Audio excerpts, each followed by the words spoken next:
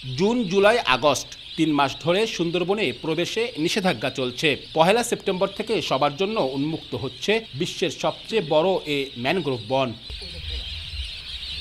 ৩ মাসে নতুন রূপ পেয়েছে সুন্দরবন। তার সৌন্দর্য যেন হাতছানি দিয়ে ডাকছে দর্শনার্থীদের। করমজল, হারবাড়িয়া, দুবলা, কটকা, কচিখালী, নীলকমল সহ সমুদ্র তীরবর্তী ও বনাঞ্চলের সবকটি পর্যটক স্পট দর্শনার্থীদের জন্য প্রস্তুত করা হয়েছে। পর্যটন ব্যবসায়ীরা নতুনভাবে সাজিয়েছেন লঞ্চ ও অন্যান্য নৌযান। ১ সেপ্টেম্বর থেকে চালু হবে, আমরা যেতে চাই। বুকিং করে আমরা ইনশাল্লাহ যাওয়ার জন্য মুখিয়ে আছি।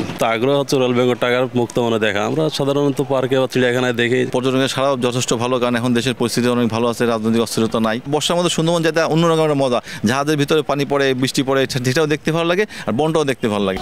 অর্ধেক পাউডারে দ্বিগুণ উজ্জ্বলতা, নতুন রিন অ্যাডভান্সড অর্ধেক পাউডারে দ্বিগুণ উজ্জ্বলতা।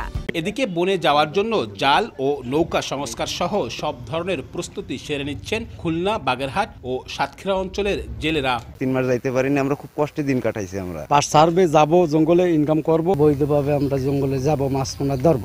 বন বিভাগ বলছে ৩ মাস বনে প্রবেশের নিষেধাজ্ঞার ইতিবাচক প্রভাব পড়েছে। পর্যটক ও জেলেদের প্রবেশের জন্য নেওয়া হয়েছে সব ধরনের প্রস্তুতি। প্রকৃতি নিজেকে রিকভার করতে সক্ষম হয় আমি মনে করি, এবং এতে সুন্দরবনের সার্বিক পরিবেশ প্রকৃতি উন্নত হয়েছে। চলতি মৌসুমে মাছ ধরার জন্য সুন্দরবনের 2 বিভাগ থেকে এরই মধ্যে প্রায় ৮,০০০ নৌকার পাস নবায়ন করা হয়েছে। সুন্দরবনের প্রাকৃতিক সৌন্দর্য উপভোগ করতে গড়ে প্রতি বছর 2 লক্ষাধিক দেশি বিদেশি পর্যটক ভ্রমণে আসেন।